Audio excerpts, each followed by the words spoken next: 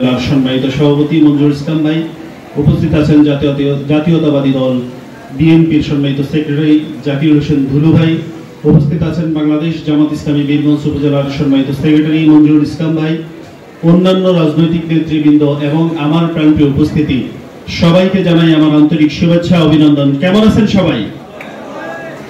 খুবই ভালো লাগছে যে আমাদের ধর্মীয় কাজগুলোর ক্ষেত্রে আমরা সবাই ঐক্যবদ্ধ। আজকের এই প্রোগ্রামের অডিয়েন্স সেটাই প্রমাণ করে। আমরা বিভিন্ন ধর্মের হতে পারি, কিন্তু ধর্মীয় উৎসব পালন করার সময় আমাদের এই জায়গায় কোনো ডিভিয়েশন করা হয় না এবং ভবিষ্যতেও করা হবে না। আমি আজকের এই প্রোগ্রামে উপস্থিত সবাইকে বলতে চাই, আমাদের মধ্যে অনেক সময় বিভিন্ন রকম বিশৃঙ্খলা সৃষ্টি করার জন্য একটি মহল কাজ করে যায়, বলে যে পূজা করতে পারবে না। বিভিন্ন সময় আপনার 5 তারিখের পর এমন একটা সিচুয়েশন ক্রিয়েট করা হয়েছিল যে মনে হচ্ছে যে আমাদের হিন্দু বন্ধুরা আর পূজা করতে পারবে না, অথচ বাংলাদেশ স্বাধীন হয়েছে সবাই একসাথে।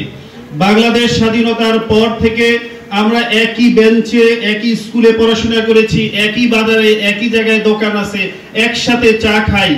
এই উপজেলায় জামাতের মেয়র ছিল মাওলানা হানিফ, পর 2 বার। আমি তখনও তো কখনো কোনো সমস্যা হয় নাই।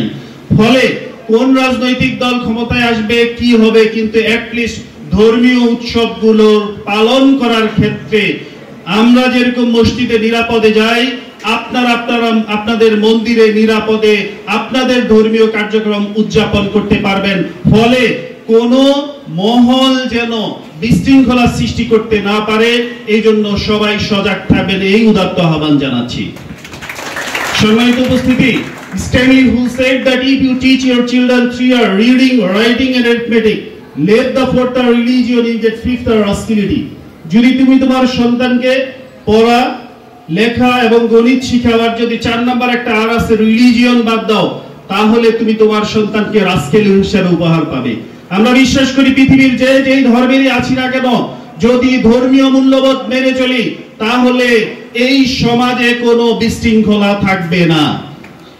আমি প্রত্যাশা করি আমাদের এবং আপনাদের কাছে আশা করব, আপনারা আপনাদের যারা তরুণ প্রজন্ম এবং আপনাদের যারা সন্তান আছে তাদেরকে ধর্মীয় মূল্যবোধ শিখাবেন। যে মন্দিরে আসে তার দ্বারা কোনো ইফতিজিং করা সম্ভব না, যে মন্দিরে এসে পূজা করে তার দ্বারা কখনোই চুরি করা সম্ভব না। পৃথিবীর সব ধর্মেই শান্তি চায়।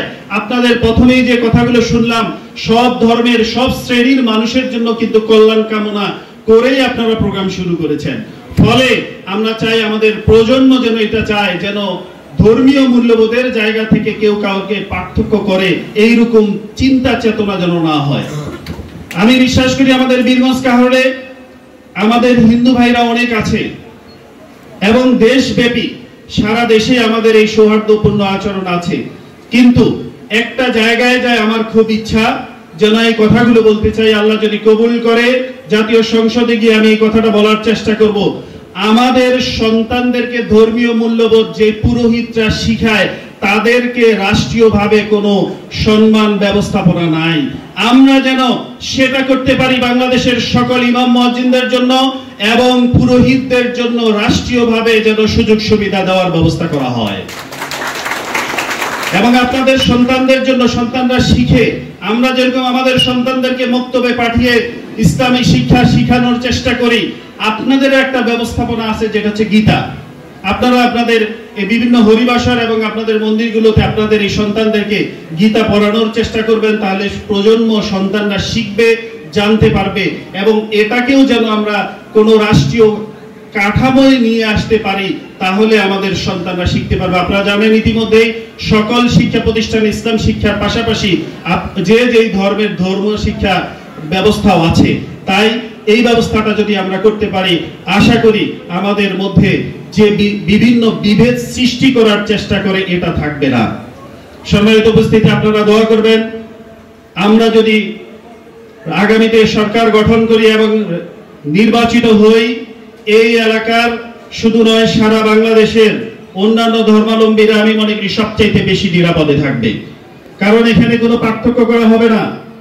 আমরা সব সময় বিশ্বাস করি আমরা যেভাবে আমাদের ধর্মীয় মূল্যবোধ উদযাপন করি, অন্যান্য ধর্মের সবাই যে যে ধর্মের আসে সেটা যেন সুন্দরভাবে উদযাপন করতে পারে এই প্রত্যাশা রেখে, এবং আগামী যে আপনাদের পূজা আসছে দুর্গা উৎসব, সেই জায়গা ইতিমধ্যেই সেক্রেটারি সাহেব বলেছেন যে বিভিন্ন ফাঁকা জায়গায় পূজা মণ্ডপ আছে, সেগুলো আপনারা আপনাদের যে ব্যবস্থাপনা আছে সেটা চেষ্টা করবেন। আর যদি কখনো কোনো সহযোগিতা লাগে বাংলাদেশ জামাত ইসলামের কাছে, অথবা এখানে আমি আশা করি অন্যান্য রাজনৈতিক দলের কাছে চাইলেও সবাই সহযোগিতা করবে, যেন কোনোভাবেই কোনো বিশৃঙ্খলা না হয় এবং সুশৃঙ্খল ভাবে আপনারা আপনাদের পূজাগুলো উদযাপন করতে পারেন এই প্রত্যাশা রেখে, এবং আগামী দিনে দোয়া চাই যেন বীরগঞ্জ কাহারোলকে একটা নিরাপদ বীরগঞ্জ কাহারোল, যেখানে সবাই সুন্দরভাবে নিরাপদে থাকবে, সেই অনুযায়ী কাজ করতে পারি আপনাদের দোয়া চেয়ে এবং আন্তরিক ধন্যবাদ জানিয়ে আমার কথা এখানেই শেষ করছি। আসসালাম, সবাইকে ধন্যবাদ। বাংলাদেশ জিন্দাবাদ, বাংলাদেশ জামাত ইসলামী জিন্দাবাদ।